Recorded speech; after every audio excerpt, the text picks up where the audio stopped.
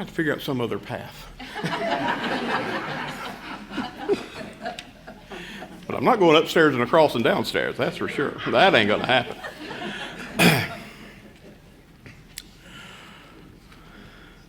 Thank you all for accepting me into this pulpit. Next Sunday is supposed to be my first Sunday in the pulpit. The bishop, in his wisdom, decided, since this was a holiday weekend, although with a holiday in the middle of the week, it doesn't really make one, that we should wait and have new preachers begin on the first Sunday of July. But it would have been odd for me to be here and not be in the pulpit. So I'm glad for the opportunity, and rightly so, because these are some of my favorite lections. Which I say every week. but really, some of I got to preach on that. I will give you more of an introduction to me and my background and my family next week on the original official first Sunday in the pulpit. For today, let's just jump right into the preaching, and maybe you can get a taste of my core theology. Today's lections are some of my favorites. And appropriate for the Sunday before July 4th. Paul reminds us that we are free, and not by our own doing.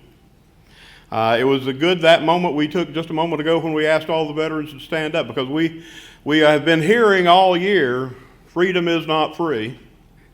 This is a patriotic time of year. We have Memorial Day and then Flag Day and then the 4th of July. And I don't know around here, where I just came from, New Johnsonville, they have a divided stretch of Highway 70 that runs 2 miles through their town, and in the median they have American flags all the way through town. And it's a patriotic time of year. But it's been especially so this year, since we had the kind of the D-Day anniversary and all of the attention given it.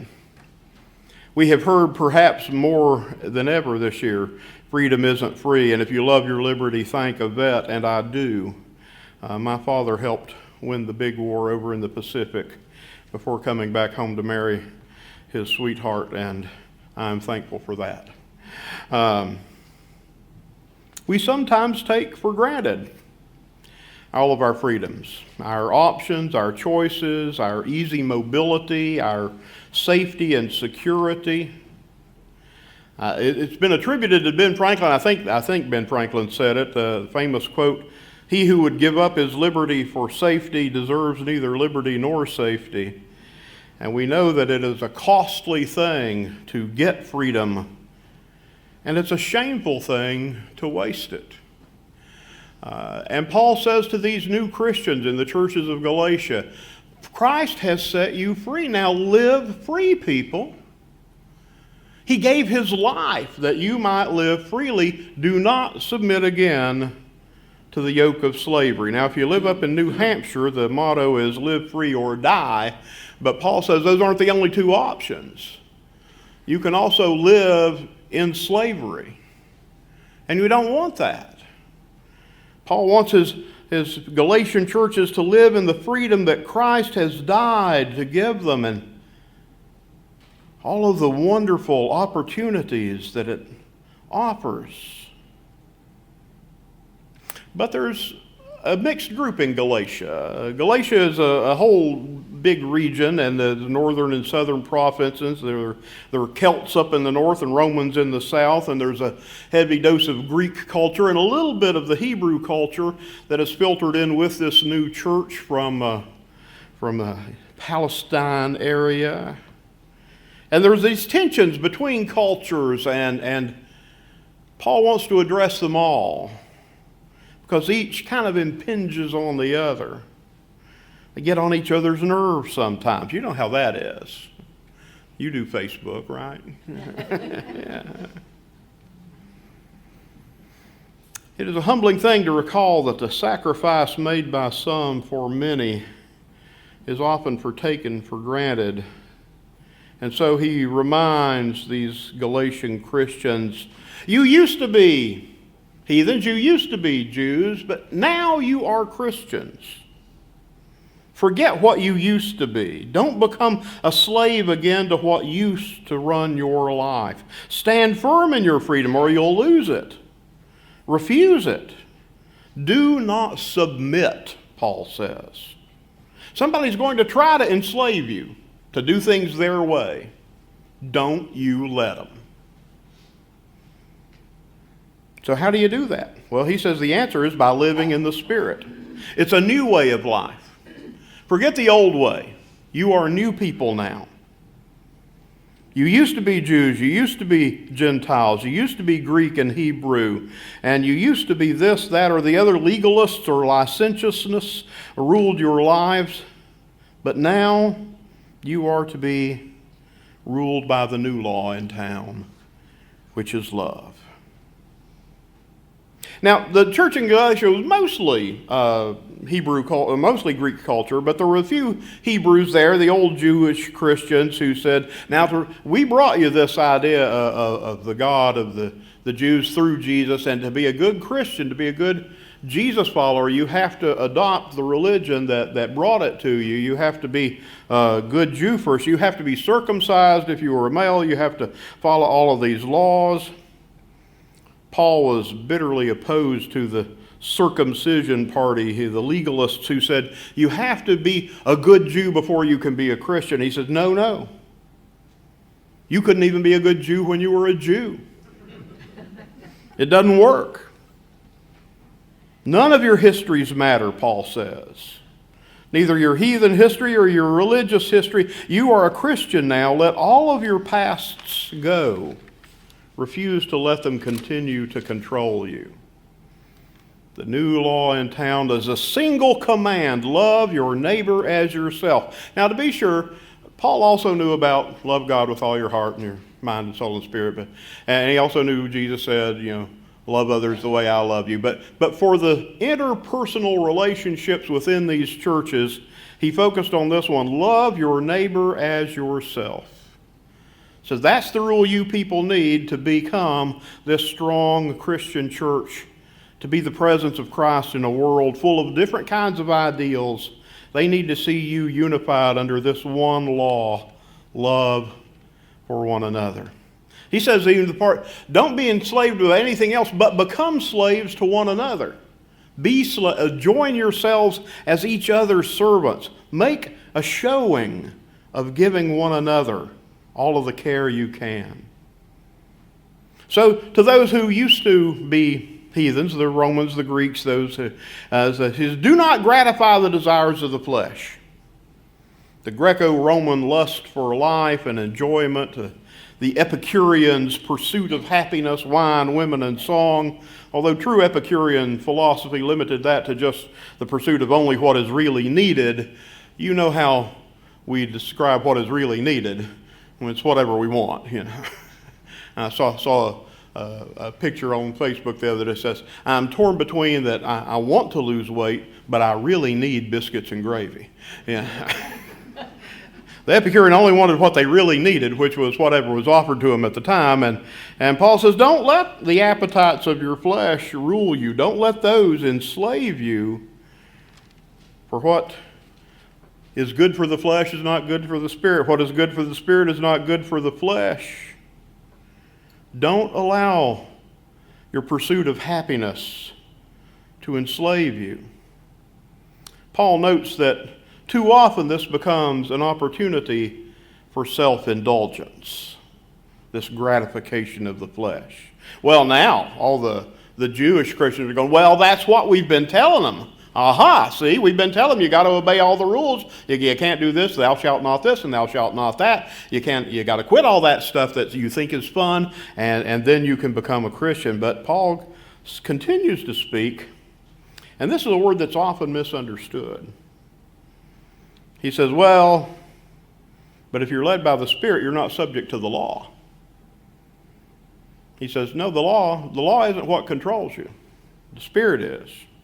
And he says, the works of the flesh, he listed them all, all those horrible things, idolatry, sorcery, enmity, strife, jealousy, all that stuff, that's what comes out of the flesh. You don't want to do that. And the Jews are going, yeah, that's what we were telling them. He says, but you were doing those things too.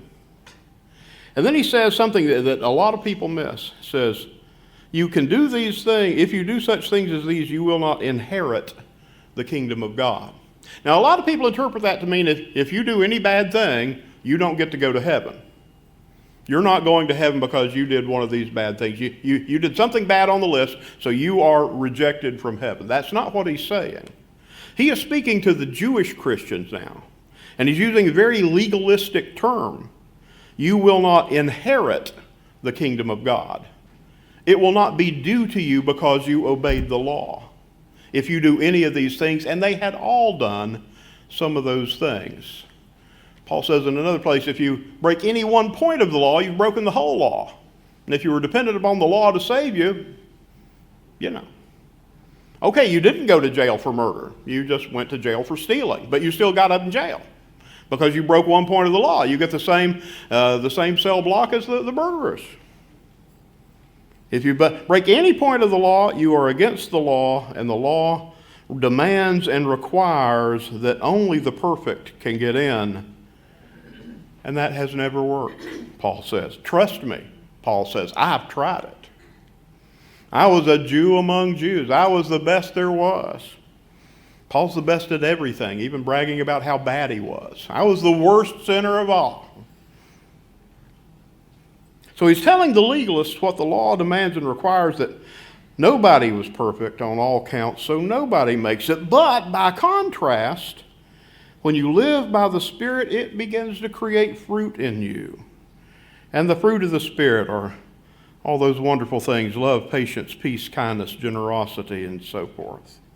He says there's no law against those. You fill your time doing those kinds of things, being gentle, being kind, there's no law against that. That will fill up your time and you won't have time to do the other stuff. If you live as a branch connected to the vine, you become a fruit bearer. So fill your heart and mind and your day with these things that build up. And so Paul is saying to both groups, don't live your former life under the law or by license, but by love, which is living as Christ, the new way. Now, I picked up a little book a while back, and I'm going to read it one of these days. Preachers do that. They pick up nice books because they have good-looking covers, and they read nice notes on the back. And any day now, we're going to get into the middle. But really, I had what I needed when I bought the cover. It said, the name of the book was "Stop Acting Like a Christian. Just Be One." And too often we try to act like a Christian. We try to act like we're supposed to be, but he said, just be one. Just love. Don't be enslaved by somebody's expectations of what you ought to be like. See, living free, there's another thing that pride wants to enslave you. By loving equally yourself and others, then you don't live for the approval of others' opinions or expectations. You don't try to meet them and live day by day. What do they think I ought to be? That's what I need to be. That's what's expected of me. The legalists were worrying the Gentile Christians because they weren't living up to their expectations. Well, God was for them first, so they must know. No, Paul says, it is all new. We're all in this together. As one who has practiced the law religiously and failed to find peace, freedom only comes from love. Trying to get others' approval, you get their critique instead. That spawns defensiveness on your part. And the other story from this week's lections, one of my truly favorite stories in the Bible, is this little tiny story from the Gospel of Luke, where Jesus and his disciples are walking along the road, and it takes a long time to walk somewhere, so every once in a while you have to stop. And they've decided they're going to pull into this little Samaritan village and stop for the night, and the Samaritan village rejects them. And James and John, the sons of thunder by nickname, said, "Lord, would you like us to rain down fire on this village?" And I don't know what version you read. Several versions says he rebuked them. Here's the New Tom version, because this is what I imagine Jesus did. when they offered to rain down fire on the village for not accepting him. I imagine Jesus hung his head and said, boys, that's not the way we do things. Let's go find another village. It doesn't matter if they respect you or not. You are living free. You do not have to defend your Christianity. You have it from Christ. It's not of your being. It's not of your creation. This freedom that you got, you received from His sacrifice. And nobody can take it away from you. Not the atheist who scoffs at your religion as a bunch of mythology and fairy tales, not from the legalist who demands that you do it their way or you're not really doing it right and you're probably not going to be in heaven with them because only 12 of them are going to be there. No, boys, that's not the way we do things. Let's go find another town. Living free of others' approval, of their respect, of their demands, of their opinions is freedom indeed. And it is freeing us to love without measure, to become servants by choice to one another. And finally, I'm going to say this last thing. I say finally, it's finally today. This is not going to be the final time I say this. I will probably... I tell people when I get to a new pulpit, I really only know 3 sermons. And everything I preach is a variation of one of those 3 points. I asked God 30 years ago when I entered the ministry, what am I supposed to preach? And I really have a clear distinction that He taught me. Trust God, take care of each other, and start living your eternity today. Eternity is not something you get a coupon for, that you get to turn in when you die. You get to start living eternity as soon as you understand that Christ died and destroyed death and gave you eternity. You can live it now. You can live free. That's what freedom is. But in the past few years, I have become more and more dissatisfied with any religion that is about Jesus. I don't like religions that are about Jesus. I only want the religion of Jesus. I want to live the religion that He lived. His trust in His Heavenly Father that gave Him the strength to do what none of us could do, trust God all the way to the end, even to death. I want His faith in God to maintain His eternity no matter what. And I will tell you that over and over again until I convince you that that's what Christianity is. Christianity is a shaping of your life to be like the life of Christ. It's not a bunch of rules, it's not a bunch of regulations, it's not a list of things you can do or can't do or shouldn't do. It's about shaping your life to be like Christ. And anything that anybody tells you different than that is wrong. You be like Christ. He is the freest man who ever lived.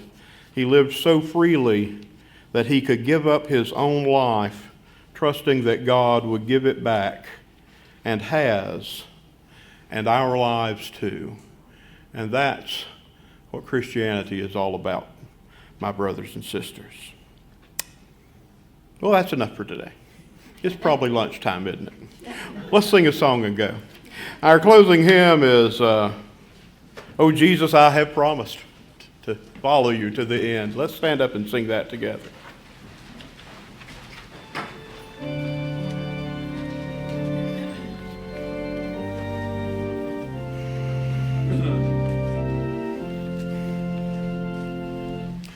Oh Jesus, I have promised to serve Thee to the end. Be Thou forever near me, my Master and my friend. I shall not fear the battle if Thou art by my side, nor wander from the pathway if Thou wilt be my guide. Oh, let me feel Thee near me, the world is ever near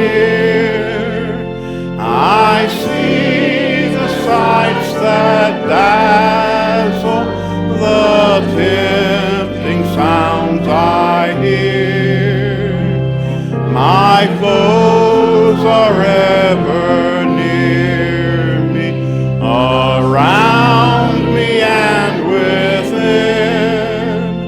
But Jesus, draw thou nearer and shield my soul from sin. Oh, let me hear thee speaking in accents clear and still, above the storms of passion, the murmurs of self-will.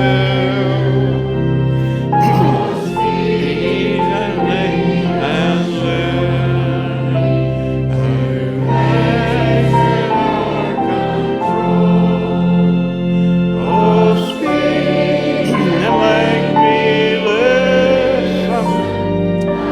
guardian of my soul.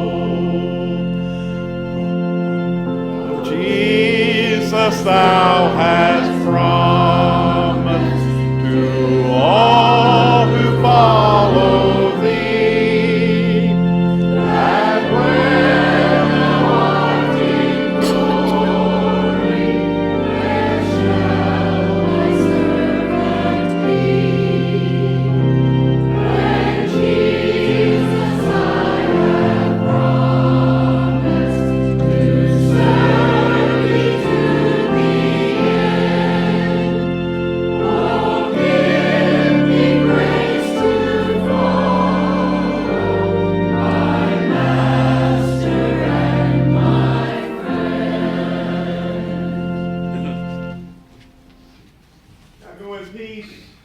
Living so freely that you encourage others to break free as well, bringing peace and freedom to all that you meet. In the name of Christ, who gave us freedom forever. Amen. Amen.